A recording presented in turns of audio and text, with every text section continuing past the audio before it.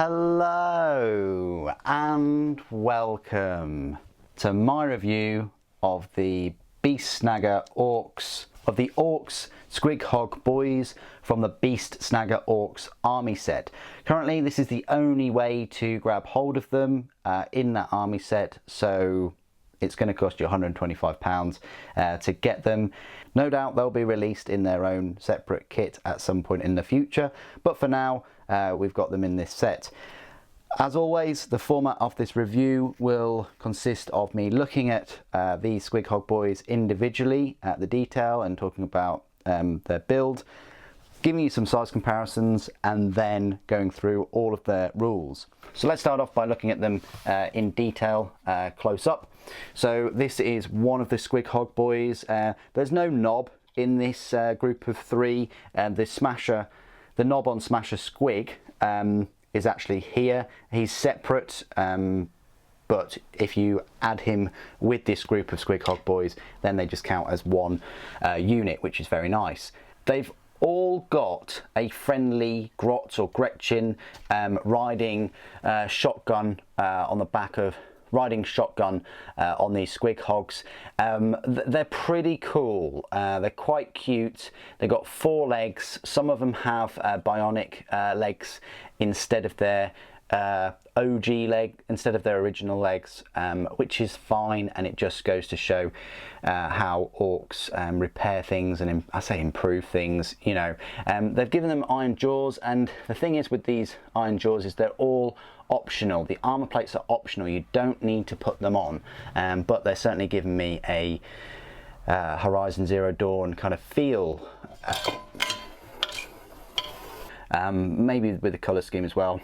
You've got some of the Snagga Boyz as well, or the Squighog Boyz should I call them, with bionic arms and legs and you know, all kinds of things. Even this Gretchen has been kind of amputated from the elbow down and has just been replaced by some kind of hook thing that he's grabbing on to. But yeah, I really like the character and individuality with all these minis. I do like their melee weapons, these spears that have little rockets attached to them to help drive them you know, faster maybe into an enemy. I mean, even the box art on the background there has got that. But yeah, really cool. Loads of detail, lots of character. That's one of the Squighog Boyz. Let's have a look at this one. So this one here has had its rear 2 legs completely amputated and replaced with you know, like a off-road tire and chain system. You've got the armor, you've got the big melee weapon spear with a chain as well. You've got this Gretchen on the back with some kind of squig firer shooter. I guess that he fires squigs at enemies, these little baby squiglet things. I want to call them squiglets, but it's just squiggly beasts, aren't they? And then he's got another one in his backpack as well, but what he does after that I don't know. Yeah, that's that Squighog Boy. And then you've got this cool one with the big pizza cutter at the back. He's holding on for dear life. Bionic leg as well. With the rockets on the melee weapon, the spear, and yeah, that's the bionic leg. But yeah, you get the sense of motion with all these Squighog Boyz. They're really pretty cool. And then the final one here, this isn't a Squighog Boy, but it is a bomb squig. Now, we did see a few of these, but we did see a couple of these included in the Tank Busters set from Games Workshop. They're old minis. Tank Busters used to be out in metal, then they've converted to fine cast, and yeah, in my opinion, they haven't really aged that well, especially the squigs, but there we go.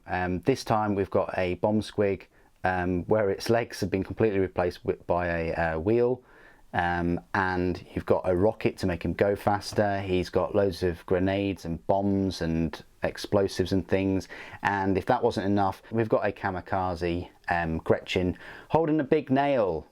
I don't know how, why, maybe it's to nail this home, or you know, to pin the whole thing onto something, and that kind of makes sense. You know, if it's riding close to a vehicle and he's strong enough that he can just jab that into somewhere to hang on and then have the bomb squig explode, then yeah, that would be perfect too. But there we go, that's the bomb squig. It would have been nice if there were two of them. That would have been cool rather than just the little one, but he is an extra. I don't think he can be targeted or anything like that, so you know, it's good that they've got a model for him anyway. So the next part of this review is the size comparison. So I think I've already teased you with this knob, this knob on Smasher Squig. As you can see, he's huge compared to you know, the other Squighog Boyz, but he goes very, very well with them, even though he doesn't have the 4 legs. He's got the 2.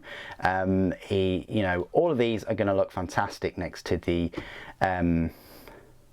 War Boss on Squigosaur, and also the Great White Squig and the Squig rigs. You know, if that's your thing and you want to go feral, sort of feral orcs-ish, then yeah, these are going to be a must buy.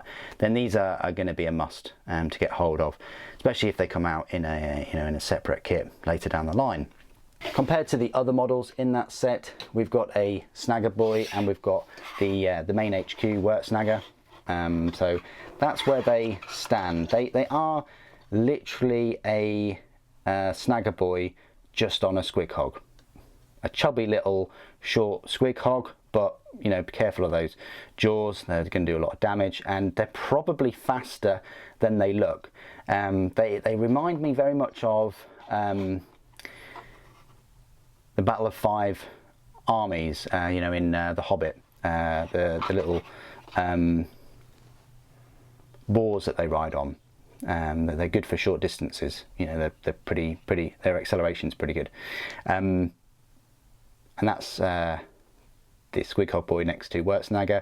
Squighog Boys are going to be slightly taller than the HQ, putting that out there. Next to some existing models, so you've got my knob, and then we've got a normal Ork Boy. Snagga Boys are bigger than the Ork Boys. I can't really say much about the brand new ones that are coming out. And then that's next to my knob. They are taller than the knobs. Compared to Ghazghkull, because I think it should always be compared, everything should be compared to Ghazghkull now. But yeah, Ghazghkull is way bigger and could probably pick up Squighog Boy and his crew and everything with that massive claw. But there we go, that's how big Ghazghkull is compared to Squighog Boyz. And then my usual size comparisons with the 2 Space Marines and Sly Marbo. If you're going against Space Marines or Primaris, these Squighog Boys are going to be taller than Primaris. Aggressors might be similar height, but I like the, you know, height of this pizza cutter. Look, it's a decent height. You know, it's going to cause a lot of damage to sort of Space Marine height things. Sly Marbo might be able to get a new haircut, or might be able to duck under it, but there we go. But that's the size comparison of them next to, you know, Space Marine size models. And I hope all those size comparisons have helped you understand how big the Squighog Boys are. And this is my part of the review where I will go through all of the rules for the Squighog Boys. As I've mentioned earlier, you will find them in your fast attack section of your brand new Ork Codex. They are a power points cost of 4 and a points cost of 25 points per model. You can have a unit of between 3 and 6, and the bomb squig will cost you an extra 5 points there. So what are you getting for all of these points for the power points cost of 4? Well, you're getting a movement speed of 10 inches, you get a weapon skill 3+, ballistic skill 5+, strength 5, toughness 6, 3 wounds each, 3 attacks, leadership 6, and a save of 4+. Don't forget they have the ability Beast Snagger, so they're getting that 6+ invulnerable save, and they're adding +1 to the hit roll against monsters and vehicles. So technically they're getting a 2+ on those. They're very tough, looking at 9 wounds there as well, and the save of 4+ is alright. You want to be getting them into close combat as quick as possible. If you have these with your knob on a Smasher Squig, so damage output, this unit of, let's just say 4, if you include the knob on a Smasher Squig, has the ability to pump out 16 regular attacks with the knob on Smasher Squig as well. You'll have 8 jaw attacks, so that's 24, and then potentially another 5 mortal wound attacks with the Smasher end. So yeah, 29 attacks potentially, which is horrific for just 4 models. And they hit hard. But let's continue with the description. If the unit contains 4 or more models, it has a power rating of 8. Every model is equipped with saddle git weapons, sticker and Squighog jaws. So what do these saddle git weapons do? Well, they've got a shooting attack and a melee attack. For the shooting, it's very short range, it's only 8 inches. So assault 1, strength 4, AP 0, damage 1. Nothing to write home about. The melee version, however, is where it's at. The strength is only 3 though, and also likewise for the melee weapons, the saddle git weapons, you're only getting 1 extra attack with those, but it's only strength 3, but it is AP -1 and a damage of 1. Each time the bearer fights, it makes 1 additional attack with this weapon, so technically you're getting 4 attacks each with these. It's got a sticker. Now sticker again has a shooting attack and a melee attack. So shooting is a 12-inch assault 1, strength of the user, AP -2, damage 2.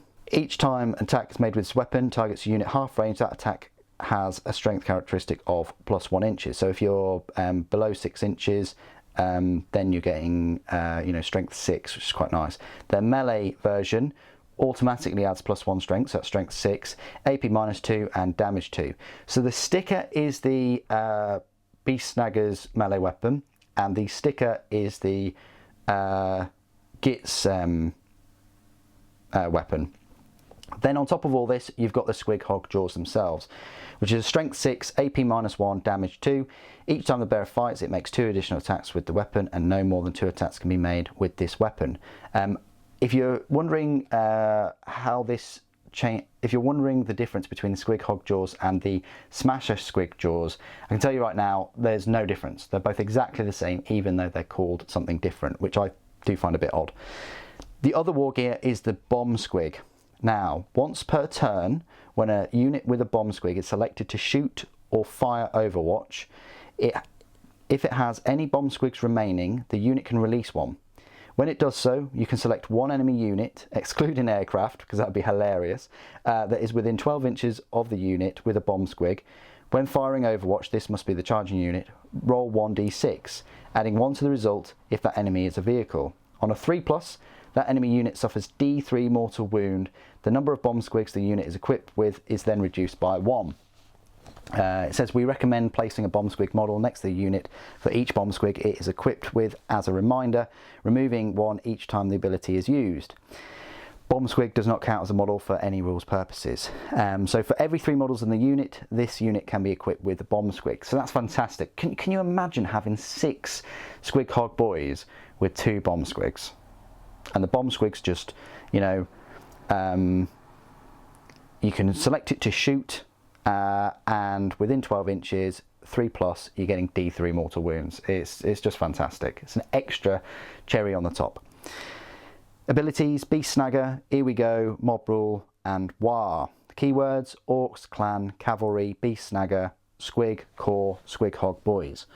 So there you go. That is my review of the Squighog Boyz. I think they're quite strong in a unit of 3 if they're backed up with that knob on Smasher Squig, but you really need to be utilising them to their max by having 6 in the squad, having 2 bomb squigs, and having the knob in there as well, because then they would be truly, truly terrifying. If you manage to get them across the board, which is a possibility because their movement is 10 inches, and if you're using cover, remember they're getting the 4+ normal, the 6+ invulnerable, and they've got a toughness of 6, then it is possible. You could be potentially causing damage of well over 64 wounds, something like that, which is, yeah, very, very nice and damaging. So if you're seeing 3 of these on the board without a knob, it's up to you whether you want to just shoot them off the battlefield. But again, that toughness 6 is going to make it a bit hard to do. But if you see 3 of them backed up with a knob on a Smasher Squig, yeah, definitely worth trying to take them out. And if you've seen 6 with a knob on a Smasher Squig with some bomb squigs, then yeah, priority target right there. But what do you guys think of the Squighog Boyz? Both the look and feel of them and how they play on the battlefield. I think they're a great addition to this whole kind of feral orc, Snagga boys narrative that Games Workshop are introduced into the orc army. Please do put your thoughts and opinions down below as always. Thank you ever so much for joining me today. Thank you for watching. For Gork and Morg.